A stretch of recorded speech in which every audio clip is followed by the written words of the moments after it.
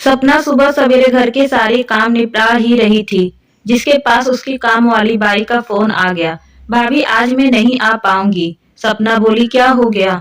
अभी तुमने 2 दिन पहले ही तो छुट्टी ली थी। बाई बोली मेम साहब छोटू को बुखार आ गया है, इसीलिए मैं आज नहीं आ पाऊंगी। और अगर बुखार कल तक ठीक ना हुआ तो कल भी नहीं आ पाऊंगी। सपना बोली कोई बात नहीं, पहले बच्चा संभालो, छोटू ठीक हो जाए उसके बाद ही काम पर आना। सपना चाय नाश्ता बनाकर पहले झाड़ू पोछा फिर जूठे बर्तन साफ करने लगी। बाई अगर छुट्टी ले ले तो घर का काम बहुत बढ़ जाता है और सपना को फटाफट काम निपटाकर अपने मायके भी तो जाना था। घर के काम निपटाते निपटाते सपना यही सोच रही थी कि पता नहीं आज मायके जाने को भी मिलेगा या नहीं। इतने में घर की डोल बेल बजी। सपना ने दरवाजा खोला तो सामने उसकी ननद रुबीना और उसके बच्चे आए हुए थे। रुबीना बोली कैसी हो भाभी? माँ का कल फोन आया था, उन्होंने मुझे यहाँ आने के लिए बहुत जिद की। बोल रही थी एक दिन उन्हें बुखार भी आ गया था। अब कैसी है माँ की तबीयत? वैसे माँ कह रही थी तबीयत तो ठीक है, मगर तू मिलने आ जा, तो सोचा चलो सबसे मिल आऊं। सपना बोली रुबीना दीदी अच्छा किया जो आप आ गई। माँ को एक दिन बुखार आया था, मगर अब तो बिल्कुल ठीक है। सपना अपनी ननद के आने पर समझ चुकी थी क्या उसे अब मायके जाने को नहीं मिलेगा, बल्कि अब तो काम और बढ़ गया है। यही सोचकर वह खाने बनाने की तैयारी करने लगी। सभी के खाना खाते खाते लगभग 3-4 बज गए। उसकी माँ की याद आ रही थी। उसके पिता का निधन हुए अभी ज्यादा समय भी तो नहीं हुआ था। दोनों छोटी बहनें के चले जाने के बाद माँ बिल्कुल अकेली पड़ गई थी और सपना ही तो थी जो माँ के नजदीक रहती थी।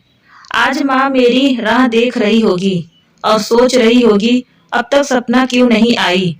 रोज दोपहर में माँ के पास चली जाती हूँ। यहाँ भी सब लोग खाकर आराम करते हैं तो यही समय सही रहता है। फिर 3-4 घंटे माँ के पास बैठी रहती हूँ, जिससे माँ को भी अच्छा महसूस होता है। और शाम होते ही वापस भी तो आना होता है, शाम के खाने की तैयारी जो करनी होती है। सपना ने घड़ी में देखा तो 5 बज चुके थे। उसने सभी के लिए जल्दी जल्दी शाम की चाय बनाई और फिर सपना अपनी सासू माँ शारदा जी से बोली माँ मैं सिर्फ आधे घंटे के लिए माँ के पास हो आऊं, वह मेरी राह देख रही होगी। शारदा जी बोली बहू देख रही हो, घर की बेटी आई हुई है, अभी तो मायके जाओगी तो रुबीना को कितना बुरा लगेगा। सपना तो सिर्फ आधे घंटे के लिए जाना चाहती थी, मगर शारदा जी ने वह भी नहीं जाने दिया। जो सपना फिर से शाम के खाने की तैयारी में लग गई, मगर सपना का दिल उसकी माँ के पास था। खाना बनाते बनाते सपना अतीत में खो गई।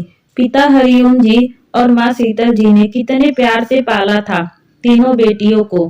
पिताजी तो सही कहते, शीतल मुझे कभी बेटा होने का अफसोस नहीं हुआ, हमारी बेटियां से कम नहीं है।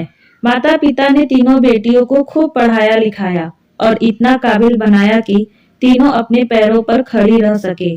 कभी मजाक मजाक में पिताजी जब माँ को छेड़ देते, कल को मैं ना रहा तो शीतल तू फिक्र मत करना, तेरी तीनों बेटियां मिलकर तुझे संभाल लेंगे। फिर मैं चढ़ जाती, ऐसी अशुभ बातें मुंह से क्यों निकालते हो जी, कुछ नहीं होगा। आपके पिताजी कहते शीतल मेरी बेटियां पढ़ी लिखी हैं, अपना भला बुरा अच्छे से जानती हैं, बस भगवान करे तीनों को ससुराल अच्छा मिले ताकि उन्हें अपनी जिंदगी अच्छे तरीके से जीने का मौका मिले। मगर सपना जब शादी के बाद नौकरी की इच्छा जताई तो शारदा जी ने यह कहकर साफ मना कर दिया कि घर की बहुएं नौकरी पर जाएंगी तो घर का काम कौन करेगा।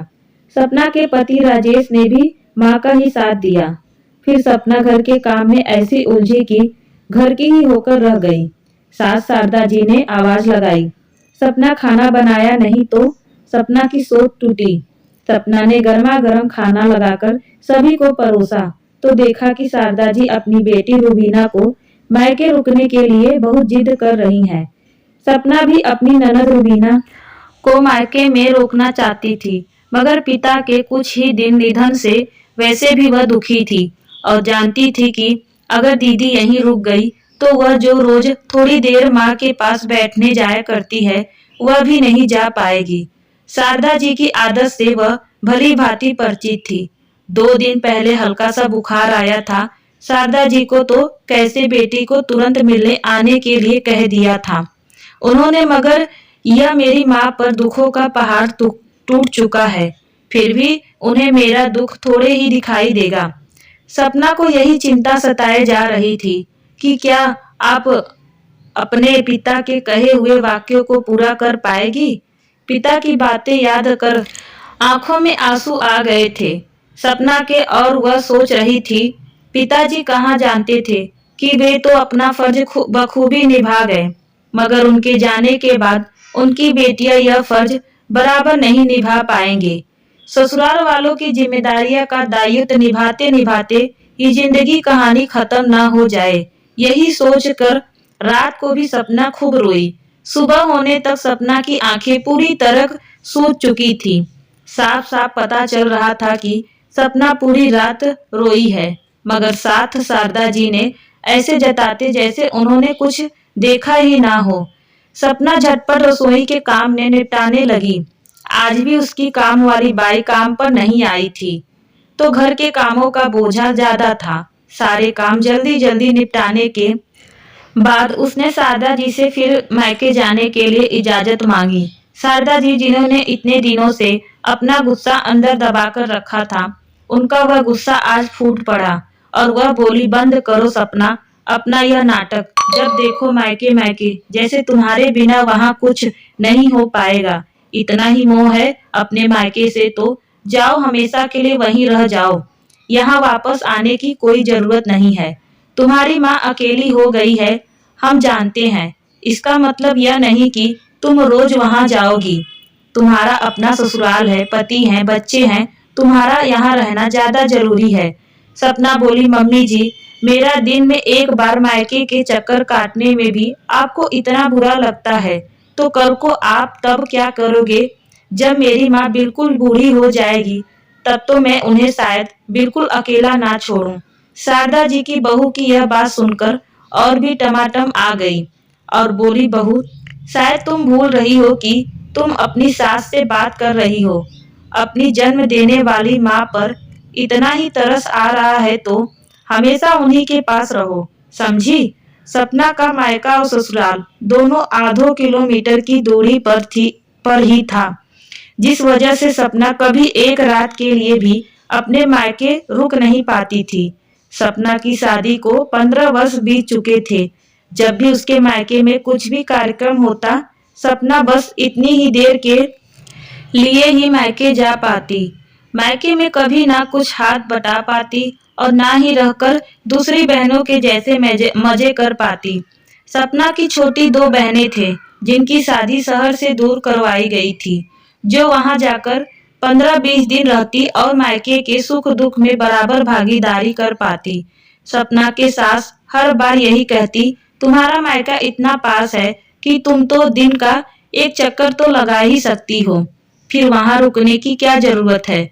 बस इसी कसमकस में सपना कभी मायके में एक रात चैन से रुक ना पाई।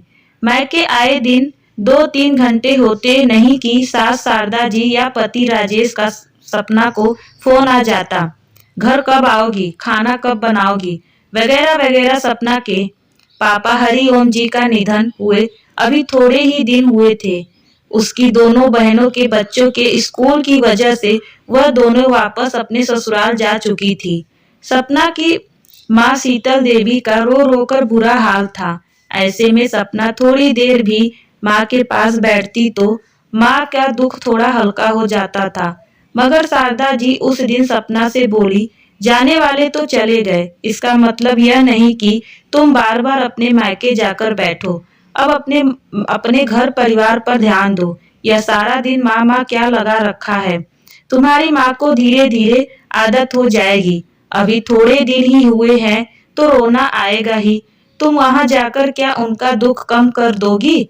सपना जानती थी कि ऐसे समय में उसकी माँ को उसकी कितनी जरूरत है। ससुराल में सारा काम निपटा कर अगर वह 2 पल अपनी माँ अकेली माँ के पास बैठती है तो इसमें क्या गुना हो जाएगा, जो शारदा जी ने उसे आज इतना सुना दिया था। बेटे के आने से उसके साथ कुछ पल बिताने से माँ का अकेलापन कम हो जाता था। सपना बोली, मम्मी जी, जिस पर गुजरती है वही जानता है। आज मेरे पापा के ना रहने से मेरी माँ बहुत अकेली पड़ गई है। ऐसे समय में अगर बेटी के आने से उनका दुख थोड़ा हल्का हो जाएगा तो आपका क्या बिगड़ जाएगा। और आप जिस नाटक कर रही हैं, यह मत भूलिए, क्या जो मेरी माँ के साथ हुआ है वह कल को किसी के साथ भी हो सकता है, क्योंकि हम सभी को एक दिन ना एक दिन इस दुनिया से चले जाना है। मेरी माँ का सहारा 3 बेटियां ही हैं। दोनों छोटी बहनें काफी दूर रहती हैं, मगर मैं तो यहाँ माँ के पास ही रहती हूँ। अगर मैं रोज थोड़ी देर उनके पास चली जाऊं तो कौन सा घर के काम में कमी आ जाएगी। और मम्मी जी, आज मैं एक बात और स्पष्ट कर देना चाहती हूँ। अगर कल को मेरी माँ की तबीयत ज्यादा खराब रहने लगी तो मैं उनको यहाँ ले आऊंगी, ताकि माँ को वहाँ अकेले न रहना पड़े। शारदा जी बोली, अरे माँ को विद्या आश्रम क्यों नहीं छोड़ देती? तुम्हारी माँ को बिल्कुल अकेलापन नहीं लगेगा। बहुत से बुजुर्ग रहते हैं विद्या आश्रम में, एक तुम्हारी माँ भी रह लेगी। कहाँ इस तरह कहानी सुना है कि बहू की माँ बहू के ससुराल में रहती हो। सपना बोली, मेरी माँ विद्या आश्रम में क्यों जाएगी? भला बचपन से जवानी तक जिस माँ ने पाल पोस कर मुझे बड़ा किया, अब जब उनके प्रति मेरी जिम्मेदारी निभाने का वक्त आया तो मैं कैसे पल्ला झाड़ सकती हूँ? क्या मेरी माँ के प्रति कोई फर्ज नहीं? शारदा जी के पति सुभाष जी सारी बातें सुन चुके थे। वह बोले, सपना बिल्कुल सही कह रही हो शारदा, अगर कल को मैं ना रहूं तो सोचो तुम्हारा रो रो कर कितना बुरा हाल होगा। तुम्हारे पास तो तुम्हारा बेटा बहू भी है। सोचो, शीतल जी के तो सिर्फ समधी जी का ही सहारा था। भगवान ना करे आज उनके साथ जो हुआ है कल को तुम्हारे साथ हो, मगर तुम उनके हालत भी नहीं समझ पा रही हो। इस बात का अफसोस है मुझे। भगवान ना करे कल को मेरे मरने के बाद अगर तुम्हारा बेटा तुम्हें विद्या आश्रम छोड़ दे तो क्या करोगी तुम शारदा? आज बहू की माँ के लिए तुम जो शब्द इतनी आसानी से कह रही हो, क्या कल को तुम सहन कर पाओगी? यह सब सपना, तुम जाओ अपनी माँ से मिलने। सपना के ससुर सुभाष जी ने कहा। सपना के जाने के बाद सुभाष जी बोले, शारदा, शीतल जी को उनकी 3 बेटियों का ही सहारा है। जो उनकी हिम्मत है, उनसे उनकी हिम्मत मत छीनो। कल को हो सकता है सपना और उसकी बहनें को अपनी माँ को अपने साथ अपने घर में ही रखना पड़े। क्या तुम तब भी ऐसा व्यवहार करोगी? आज हमारे घर की बहू को तुम एक बेटी का फर्ज निभाने से रोक रही हो। मगर शारदा, मेरी बात कान खोलकर सुन लो। कल को सपना अपनी माँ को यहाँ हमारे घर में रखना चाहे तो तुम मना नहीं करोगी। आखिर सपना को पूरा हक है एक बेटी का फर्ज निभाने का। शीतल जी को बेटा नहीं है, 3 बेटियां ही हैं और आगे चलकर इन तीनों को ही अपनी माँ की सेवा करनी होगी। इसीलिए शारदा जी, आपको समझना होगा कि कष्ट अभी शीतल जी पर आया है, वही कष्ट एक दिन सब पर आता है। यह मत भूलो। शारदा जी अपने पति की बातों को शायद समझ चुकी थी। वह बोली, सुभाष जी, आज आपने मेरी आंखें खोल दी। अब तक मैं सपना को सिर्फ एक बहू के रूप में देख रही थी, मगर एक बेटी होने का फर्ज भी तो उसे निभाना होगा कि मैं भूल गई थी या शायद इस पर ध्यान देना ही नहीं चाहती थी। सपना जब अपने मायके पहुंची तो देखा उसकी माँ की तबीयत खराब थी।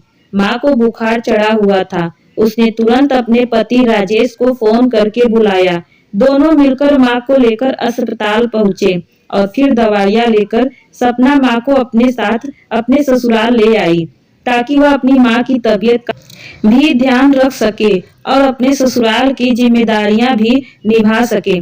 शारदा जी ने अपने बगल वाला कमरा सपना की माँ के लिए खुलवा दिया था।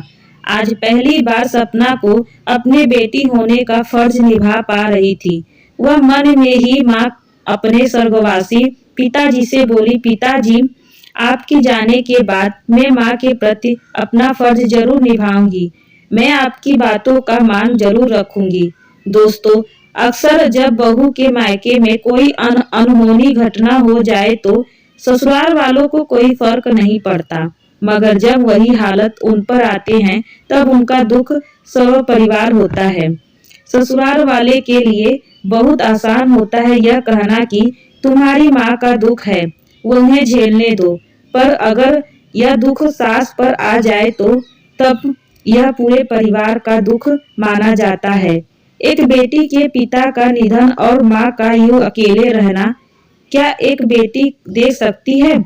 जिस तरह एक सास बहू की माँ का वृद्ध आश्रम छोड़ने की बात कह देती है, जबकि वह जानती है कि बहू की माँ को सिर्फ बेटियों का ही सहारा है, तो कल को अगर वही बहू अपनी सास के लिए विद्या आश्रम छोड़ने की बात करते तो क्या गलत होगा? इसीलिए बोलने से पहले सोच कर बोलिए और दूसरों के दुख को स्वयं पर सोच कर देखिए। उम्मीद करती हूँ आज की यह कहानी आपको पसंद आई होगी। पसंद आई हो तो हमारे चैनल को सब्सक्राइब और वीडियो को लाइक शेयर करना ना भूलिएगा। फिर मिलती हूँ आपसे एक नई कहानी के साथ। तब तक के लिए धन्यवाद दोस्तों।